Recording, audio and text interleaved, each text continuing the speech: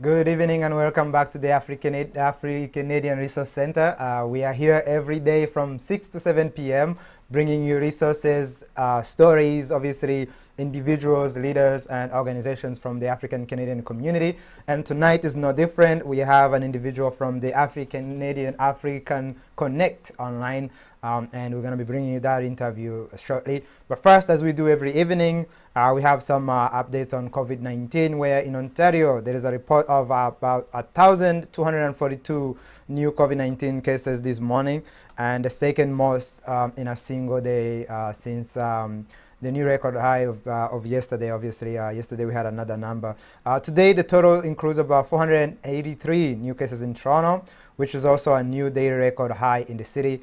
And oh my God, this is 483. That's really high because usually we do 300 and something. So again, Toronto is, oh my God. You know, sometimes you live in a city and you don't know what's happening. This is one of those moments. Also, Ontario reported 13 new cases linked to the illness, bringing the death toll to 3,249. And nearly 64% of all deaths were residents in long-term care. So really, this is getting tough for our communities. But also, if you remember last week, we talked about how there is a divide between whether we close down and we remain closed down, or whether we open up the measures and allow businesses to operate. We know as of today that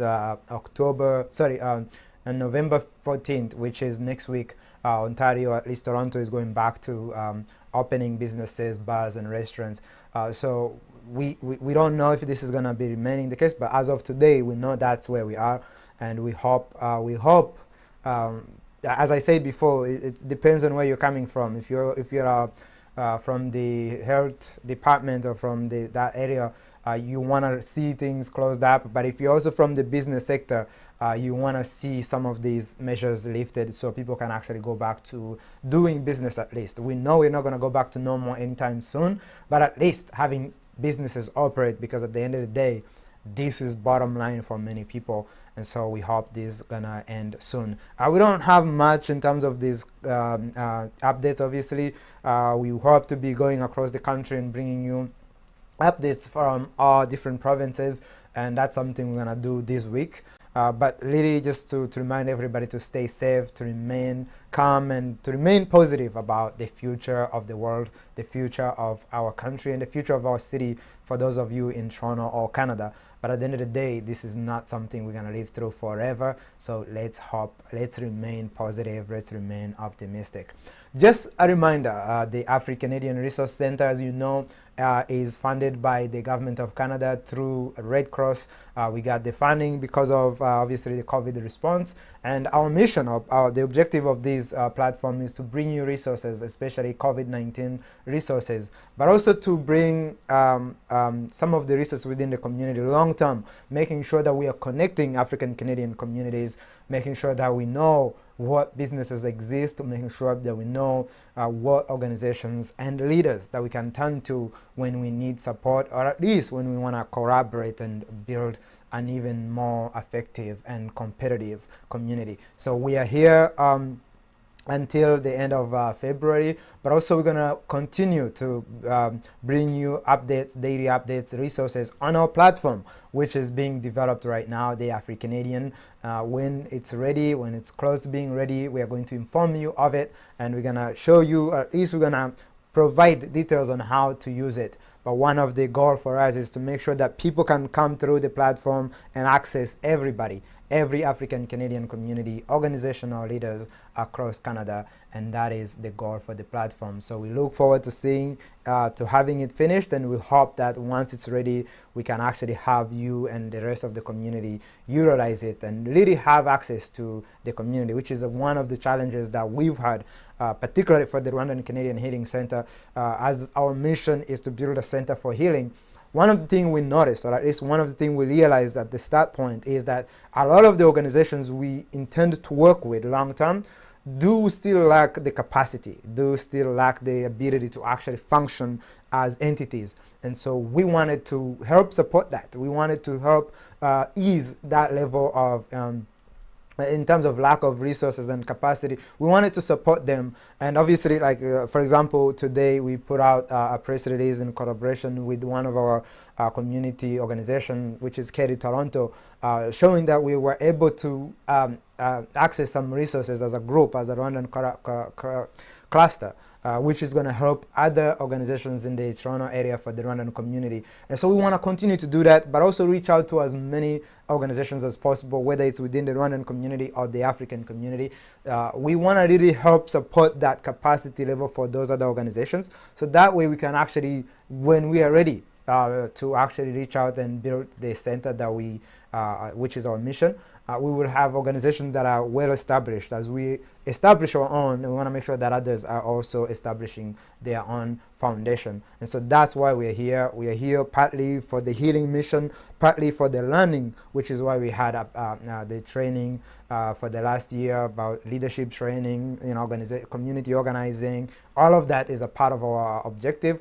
But most importantly is what we're doing right now, which is rebuilding, capacity building, and providing that level of foundation for all of us, not just for the Rwandan Canadian Healing Center, but for all of the members of the African Canadian communities with, of course, the capacity that we have. So we look forward to that, and we look forward to continue bringing new resources and updates for days to come. In the meantime, we're going to go for a commercial, and we'll bring you the interview we had with our very own from the Africa Connect online Omon Dede.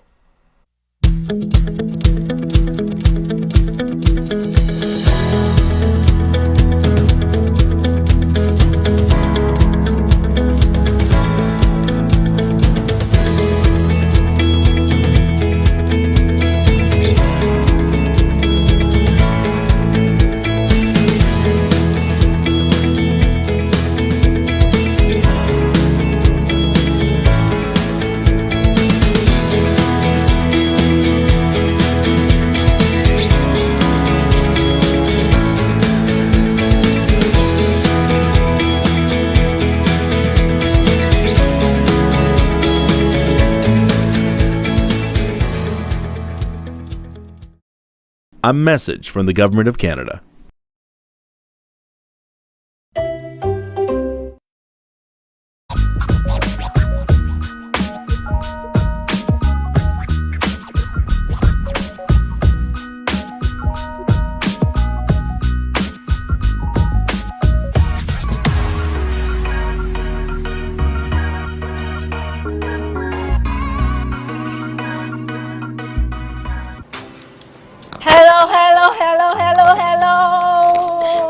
Welcome to the Omon Dede Show.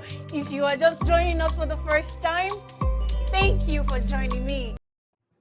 All right, Dede, thank you so much for joining us at the AfriCanadian Resource Center. Thank you and for making the time, obviously, being with us today. Tell our audience who you are and what you do. Hi, my name is Omon Dede. I'm the host of the Omon Dede Show on GBKM Network, and I'm the founder of African Connect Online. I'm a small town girl, a business-minded girl who loves community.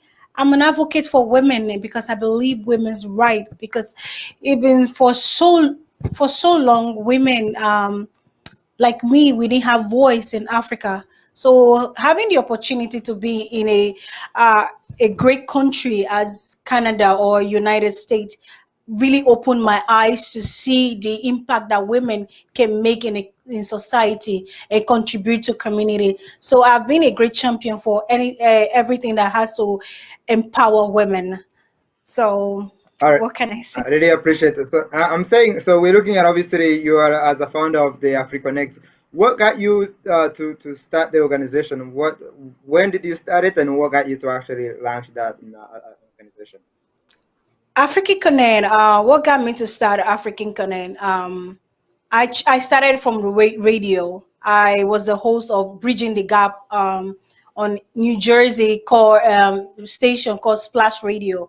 That was where I got my first start in the United States. But my story didn't start from there. My story started from a little town called Uromi. a beautiful town in Nigeria. I loved anything entertainment. I loved dancing. I loved singing. I loved everything. So coming to the US gave me a great opportunity to contribute again. I saw, like again, I said before, I saw the role that women can play in the society.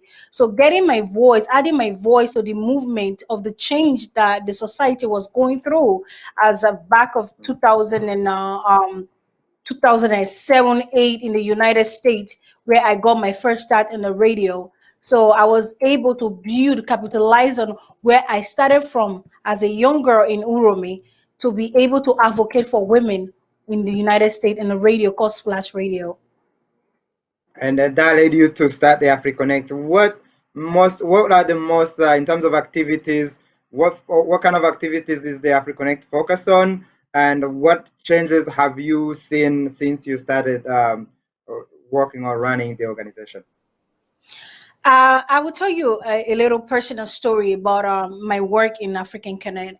Working in African Canada, I got to meet a lot of young women from all over Guinea, from Ghana, from Cameroon, from all over African continent. I got to work with them. When they come to the United States at first, most of them don't speak English. Most of them speak French. Most of them speak their own native dialect. But being an African girl, I knew how to communicate because I sometimes no matter where you go in life, when you see your own, you know Mm, your own. So I got a connection with most of these girls because I was just like them. I was from a little mm, town. So I could mm, connect with them very well. So I was able to speak for them. There were some girls that were running from forced marriages. There was a young mm, girl who came to the United States, had to stay in detention center for 1 year. mm, We were able to, African Canada was able to make sure that we advocated for her. We stood in gap for her. We prayed. We prayed and did fundraiser for her to be able to get her freedom from the mm, detention center. When she came out, mm, African Connect, we were able to make sure that she get her job, she get the proper mm, training that she that will make her to be able to contribute to the society. Those are the little things that African Connect we were doing.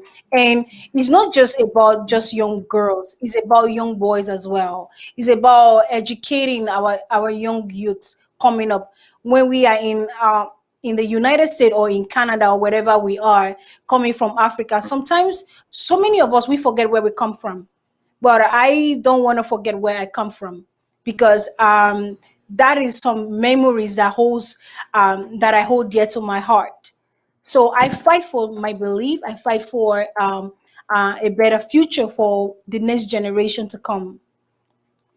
Absolutely. One of the reason why for us as the Rwandan Canadian Healing Center launching the Afri-Canadian Resource Center is a key part was obviously maintaining the values of Africans and making sure that when we come as Africans in Canada, we don't just come and participate, but we also bring our values and build a Yes. country that has a signature that has us in it. And I think that's something that we've not been able to do historically, that we are hoping to change that, at least join hands with other Africans and hope to change that. So I really like to, Mhm. I appreciate that you've been able to do that in your works.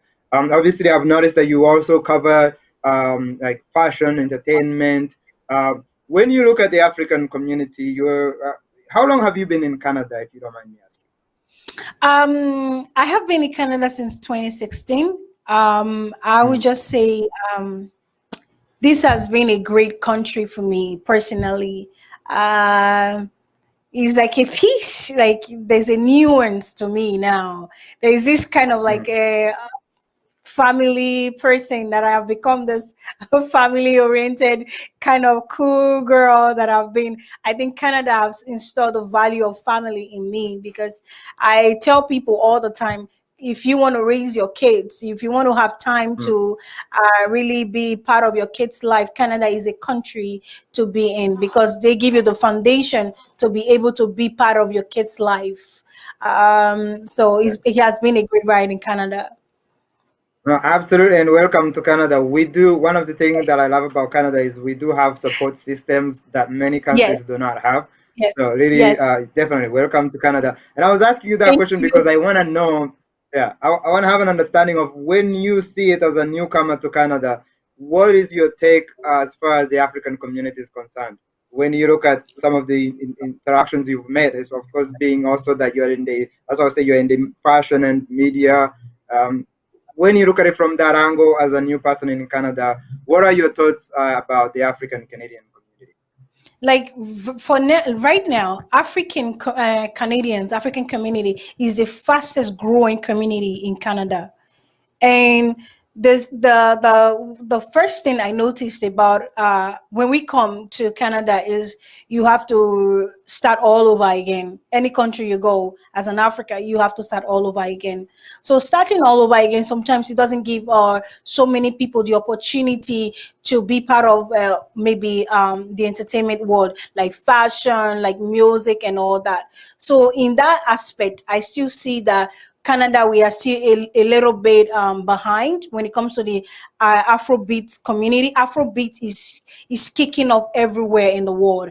Yes, Canada has been able to embrace the Afrobeat, but I would love to see more of the Afrobeat entertainment everywhere in the mainstream, because if you talk about African music, it's everywhere. It's on the radios everywhere.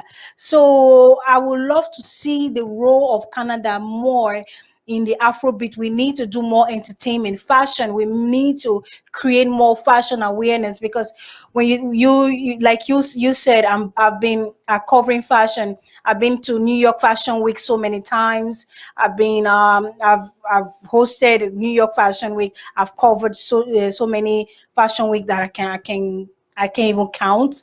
But here, I haven't been part of the system when it comes to the entertainment world. I'm trying to be part of the system now. So I see the role of the African community here, that we are here to contribute to the Canadian economy through fashion, through entertainment, name it. Because I believe that African people, when we are hardworking people and we are contributors to the society, and I think we are going to do great here. Yeah, absolutely. So we did a coverage. We spoke to somebody from the Case Corp. Maybe you could, when you get a chance, you can take a look some of the interview we had with their one of their member there. They're working on connecting those data as far as fashion is concerned, providing. They're like curating different African community fashion industry and providing access to people, especially here in Toronto. So if you can take a look at that, maybe it would be a good intro for you as a person who also are in the same area. But really, that's some Yes. of the work we are all trying to do, connect. Now, I would say this: I would say we are not the fast growing community, but we're able to bring in more members than we originally were able to, and that is very helpful. But we definitely have the Indian community, for example, the Asian communities that are much faster growing than we are. So it is still a challenge for us, especially socioeconomically, to get to that level. But that's why we want to highlight individuals like you who are actually stepping in and to help us move to that level where we can actually compete with other communities. You've also obviously you're doing work in the community during COVID. What have you focused on during COVID yourself? During COVID, actually, I've been a part of my church, making sure that people around us, especially when it comes to like the EI, when they pass the EI for the COVID or the COVID relief funds, there are so many Africans that are here that I still don't have. When we talk about immigration, that still don't have the proper papers yet to. Canada have a great support system, but still there are some support. There are some benefit they were not entitled to. They were not qualified to get. So there's so many families that were lacking behind in this during this COVID, and I am grateful that I was part of the people in my church to be able to be part of the volunteers, giving out food and making sure that people have food, proper food, and food in the house. And I am grateful to the MP of my city where I live, Milton. He was part of. We collaborated with him as well, and we were part of the people that and made sure that people around us had food in the house. So I am still looking forward to doing more when it comes to this COVID and giving back to our community, because there are still so many of the African people that are coming today that are still living in shelter. They still need our help. They still need us to advocate for them. They still need us to reach out to them. So, where I will say to your viewers, wherever they are, whatever you can do to support the African community, or not just the African community, to support the migrants that are coming in today, I will urge them to do it, because we are all we got. We can see we are all we got. There is no savior out there for anybody. We can save ourselves. That's why we, obviously, sometimes I struggle to say the word community, because that's a huge responsibility. That's why we are a Yeah. community. We are supposed to look out for each other, and that Yes. includes making sure we take care of the new members within the society. Because if you look at every other community does that, and I think we hold that responsibility as well. And I'm glad you're doing that, obviously, in church, because like you're saying, the resources that are available from the government only cover people who are officially here, even not Yes. even officially, because some of the students who are also here officially, like international students, do not get the same support, and Yeah. obviously for obvious reasons.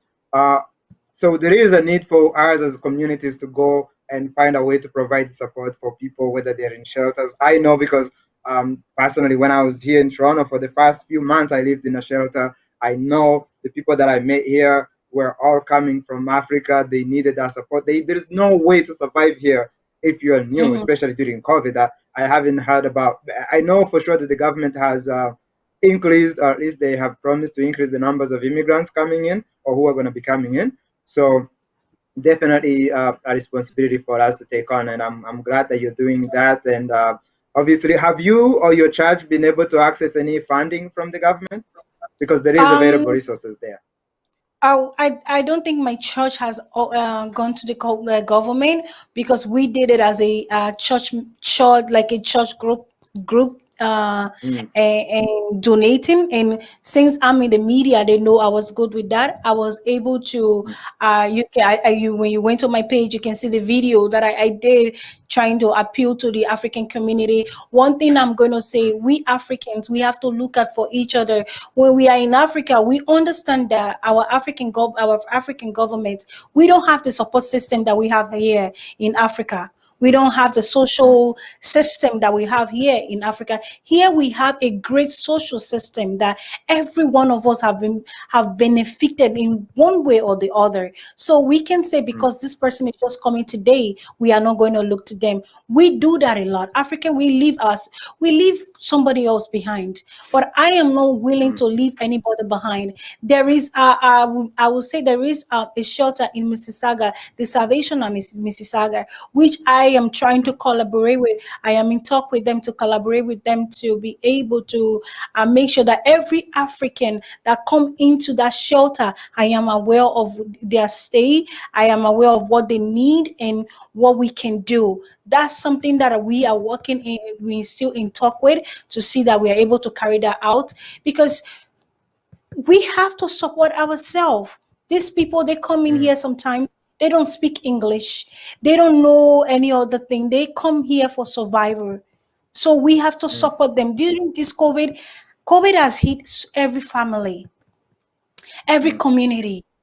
So we have to look out for each other as an African community. We are so used to be divided, but coming mm, here, we saw the way so many communities come together. As Africans, as Christians, as one family, we have to be able to bring each other together. We have to be able to reach out to each other. We have to be our brother's keeper. So I will keep saying this to your audience. Don't just be comfortable in your home. Don't just be comfortable in your family. Oh, Africans, we have this mentality, me, myself, and I. We have that mentality. But when you get out of your head and see that you will need that person one day, you might need that person one day. We need to reach out to our community. We need to give back. We need to help each other out. Even you don't have money to give, there are some informations that these people will need. Some info that you have, You have to be able to, you have to be willing to give them this information, tell them how to go about things, set some certain things. You can help them with their immigration issue. You can help them with lawyers. You can help them with it, simple as common as tissue. We cannot afford this because you know what I'm talking about. So I am hoping that Yeah. your audience are looking into are willing to look into this and reach out into their community and give back as well. Absolutely. And to be honest, if I will tell you, a lot of the members that I've known for the last few years, there is a lot of people that are doing the sacrifice, but there is more work for sure. There is more work. I Yes, would say there's the more challenge we work. have is being organized. Yeah. We don't have, we're not organized, so we usually sort of sacrifice individual effort.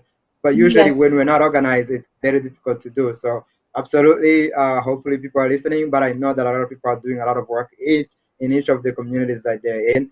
But absolutely, it's never enough. So we can always do more. Let's talk about obviously you have that hashtag behind you and SARS. We And did a SARS, coverage on yeah. this. Yeah, absolutely. We did a coverage on this when it was I think about a couple of weeks ago.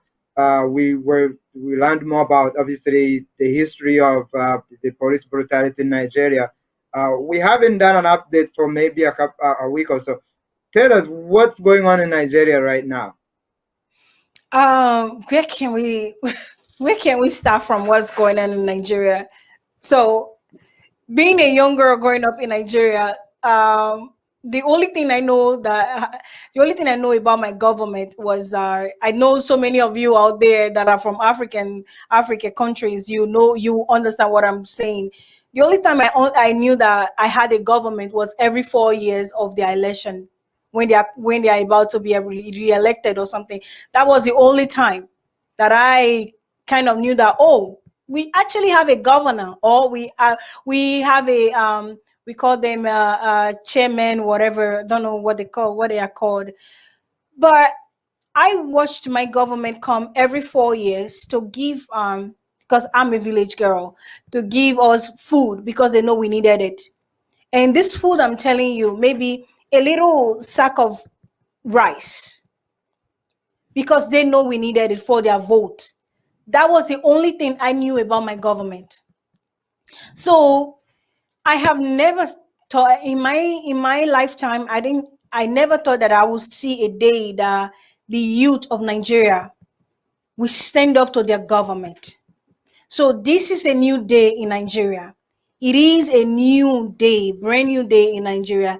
Seeing the young generation standing up and saying enough is enough.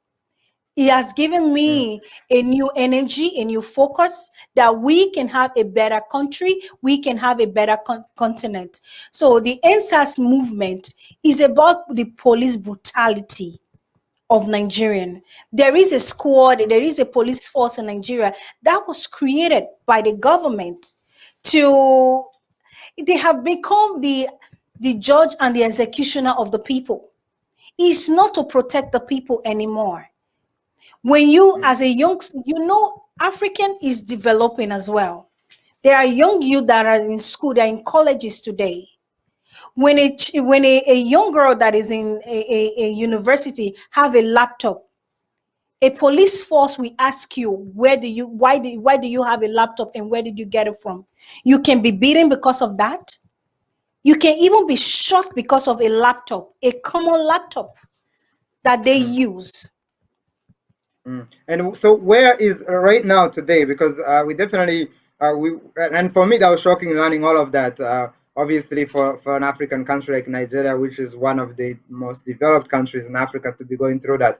But I want to know today, as of today, this day, has any solution been taken? Has any like what's the status as far as protest? Is there a protest still going on? Has the government decided on what to do? Where are we today? So right now, the government have decided to dissolve the units, the SAS units, which they said, but there are still some fringe element of them in Nigeria. But I just want to say this quickly. I just want to thank the Africans in Toronto that came out in a full force and lend their voices to this movement. There are so many great African peoples doing great things right now, contributing to the massacre in Lekki that happened in Lekki, Lagos. So I want to thank everybody that came out to the NSAS protest in Toronto. They have been wonderful, and there are still more to come. But right now, what is going on in Toronto is in Nigeria is that the government has have agreed to all the demands that the NSAS protests have laid before the government. So they've agreed, they've signed off on dissolving the unit, but we are still far from over yet, because it's not about just NSAS anymore. The movement is more than NSAS. Now the citizens have woken up to see that this is more than just NSAS. They've been really living in darkness. African, we don't have light. When this NSAS happened, for people that have loved ones back home, I have a loved one back home. I was crying because where I come from, a little town in the city called Benin City, the prison people were released. The prison was open for the prisoners to come out. Till today, as we speak, not all the prisoners have been accounted for. Where are the prisoners? Now they are going to go back to the society when there is no job for them. How are you supposed to rehabilitate these people when there is no job in a country? So So basically, look at exploring our means of making sure, because I think that's the conversation we had last time, that the young people are not just asking for the end of search, NSAS but they're also anymore. looking at Yeah, sort of looking at everything as far as the yeah, community, the development is concerned. yeah. Really, yeah, we really appreciate that, and I appreciate your team for showing those videos. About your work, also, I wanted to talk to you a little bit about the work that you've done with the UN, United Nations. Tell us a bit about that, and how does that maybe help to lead you to where you are today, as far as your personal work and your community work. I can say I can start talking about UN without not giving props to my great methods in the UN. I have to say, I don't know, this video is going to get to my great ambassador, the ambassador from from Suriname, Ambassador Henry McDonald, and the head of the UN, the African Union, Anthony Tete, who made a way for me, who gave me wings to fly at the UN. So we were able to be part of the Agenda 2030, which is still going on, the gender equality. We were able to implement that Agenda 2030 to make sure that women have equality all over the world, all wherever they are. So in 2015, African Connect, we actually launched African Connect in 2015 at the firehouse close to the United Nations, where almost more than 70 UN ambassadors attended, from Anthony Tete from the UN, from ambassador from Switzerland, from Iceland. They all co-sponsored the launch of African Connect at the UN. So my work at the UN was focused basing on gender equality for all women, because there was so many women coming from Africa running from forced marriage. That was something that was close to my heart, and is still close to my heart today, because I believe that so many young girls are forced into marriage in Africa without not knowing what they are even getting into. So that is my fight, to make sure that no woman, no young girl is forced into early marriage. So I am proud of the work I did in the UN, and I will still continue fighting for women's rights, especially young girls getting married under age. I don't believe in that. No, absolutely, and I think there is a lot of advancements that needs to take place in Africa. Yes. I always say, when it comes to gender equality, one of the challenges we've had obviously is not having women take the lead. So having someone like you actually take the lead, and people like you to actually push that agenda, because you know better as far as the gender equality you are suffering, or at least historically women have suffered that, and we've always had men try to answer that challenge. So it's always good to have women take the lead on that. I'm sure these also have led you to what you're doing now, which is the Omon Dede show. Tell us more about that and what people should be looking forward to. So all my life, so I'll tell you, people have been telling me that I am too focused, I'm too like serious when I'm talking or whatever I'm doing, I'm too laser focused. They wanted me to loosen up a little bit. So I decided to take another spin into what I do. But even the Omodede show is premiering tomorrow, November 6th, 2020, at 10:30 a.m. on GBKM Network, my new home now. So I'm trying to take, we are going to be taking a spin at the African community by showing the beauty of African community, because we are so like we started this program talking about the role of the entertainment world in the Omodede show. Omodede, we're talking about the show of the African entertainment in Canada here. So we want to, on Monday show, we're going to be bringing more about the entertainment world contribution for the Africans in diaspora here, their contributions to the entertainment, making sure that we are promoting the Afrobeat in the diaspora here. Touch a touch of life, giving you the best of African community here in diaspora. So it's going to be fun. I don't want to give so much away because it has been a roller coaster journey for me. So I hope this next chapter is going to be more fun than what I've always been doing. No, absolutely, and congratulations on that. We look forward to seeing it. Obviously, let us know. Give us the obviously you talked about where the show is gonna be. Tell us more. Where will people be looking at other than that platform? Is there any other places where people can find you? Maybe on social media, of course, the AfriConnect online. Tell the audience where they can find your work, including the work with your show. Yes, you can always find me at African Canadian Online and the Omodede Show on Omodede Show on Instagram. You can email me at omodede@gbkm.fm.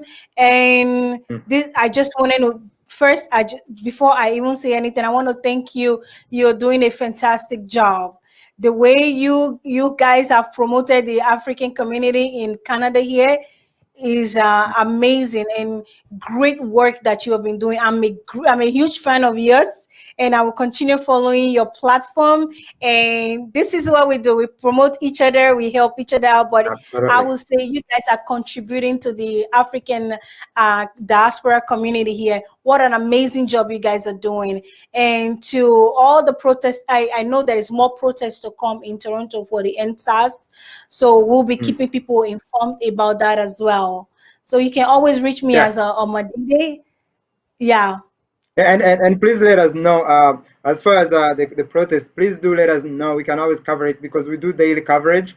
If there is anything that we can actually do an update on, especially within the because we know the Nigerian community at this point, there is a need to support your community, at least share, help, support.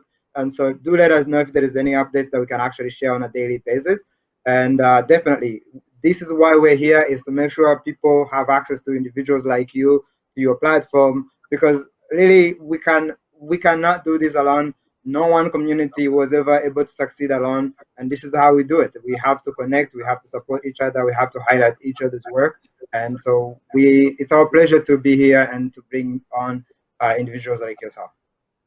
Thank you so much. And I'm going to be live tomorrow. I'm going to be live every Friday on at www at gbkm.tv. You can always find me every Friday, 10:30 a.m. at gbkm.tv. And once again, I just wanted to say thank you. What an amazing job you're doing. And to all the women out there, all the young girls out there, I have one message I always want to tell all the women. Your voice matter. The role of women in the politics. It's not just politics. I want to see more women in politics. I want to see more women on the table making decisions, not just leaving the decisions for men to make for us anymore, because our voice matters.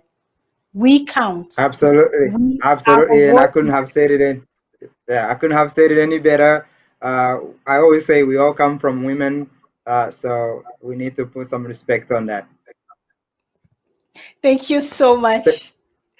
Thank you so much, Dede. Looking forward to seeing your work and appreciate you and stay safe. Thank you. All right. We thank Mono Dede for that interview. We really appreciate her time and we appreciate her team as well. As you have seen, Mono Dede has a show where she's going to be reaching out to influencers. And I believe they debuted it on Friday last week or maybe on the weekend. So if you want to check her out, simply just Google her name, Mono Dede, and you can follow her on African Connect online, and really just see what individuals like her are capable of. And remind you, she's new to Canada. If you heard in the interview, she talks about how she just arrived, I believe in 2016. So for somebody who just got to Canada and being able to do the work that she's doing is impressive.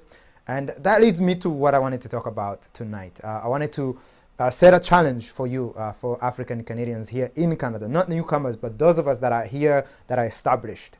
My challenge to you tonight is, are we creating space? Are we creating an environment for some of our people or all of our people who are coming in, whether they come in as students, whether they come in as immigrants, whether they come in as business owners, or however way our people come in here, African Canadians who come here for the first time? Are we creating environments for them to really find a place that they can call home? I feel like one of the challenges, or at least the benefit of having a space for a support system is for us to be able to do that. When immigrants come in and find a support system, and I've seen it work really well in other communities, and it's a challenge for some of our communities, including myself. When I came to Toronto for the first time, I could not tell you that there was any support system. I started from scratch. If I tell you some of my stories and the things I went through when I came to Toronto the first time, you would laugh to the ground. My point being, for the people who came and had a support system, having spoken to many of our people, they have a different outcome when it comes to their long-term living situation here in Toronto. And so my challenge to you, wherever you are, whether you're in Toronto, whether you are in Edmonton, Montreal, do we have a support system in our community? Do we have a place for our people to come and find ways to get around? Learn how to utilize, for example, the TTC system, our subway. When they come in, do we have a place where we can actually give them some of the tools, basic tools that they need? Do we have a place where we can guide them? And instead of people staying in shelters, we can actually guide them to places where there is a housing network. Do we have these kinds of systems? And are we actually doing it intentionally? Or is it happening by accident? I believe we need to create a space like that, especially for those for the 55 African Canadian communities, because all of us have either refugees, students, immigrants. We have all of these individuals who are coming in year by year, month by month, day by day. These individuals are coming in. Today, I can guarantee you that somebody from Rwanda, somebody from Ethiopia, somebody from Somalia is coming to Toronto today. Do they have a place to call home? Let's say they don't have a family. Let's say they don't have a community. Can they find a support system in place where they can actually be able to utilize some of the tools that we have accumulated, that we take for granted because we've been here long enough that we don't think they are tools that we can actually pass on to other people to use? I'm challenging you. I'm challenging us to think about that, to create organizations, to build organizations, whether it's business or non-for-profit, with that in mind. Because when people come in here for the first time, for those of you who were born here, you might not understand this. But for those of us that have came here when we were much older, some of us who came here even younger, we know the challenge of coming into a new city and not having a support system. And so I'm challenging you, as I challenge our organization and the community that I'm from, to think and to create systems, support systems, where people like Omon or Dede, who come in and have a community that supports her. So she's able to actually start and move. Where we don't come and work for McDonald's or Tim Hortons. We actually come and utilize our skills, our talent, whatever degrees we have to actually get the job that we're supposed to be doing in the first place. Let's create these places. Let's create these spaces. Let's make sure that we have these support systems in place. So when our people come here, they don't start from scratch like we did. That is my challenge to you tonight. Anyways, that is our show for tonight. We are coming back to you tomorrow, and look forward to seeing you again. As always, we're going to communities, getting resources, bringing you individuals, leaders, and organization leaders that are doing incredible work in the African Canadian community. Until then, have a good night.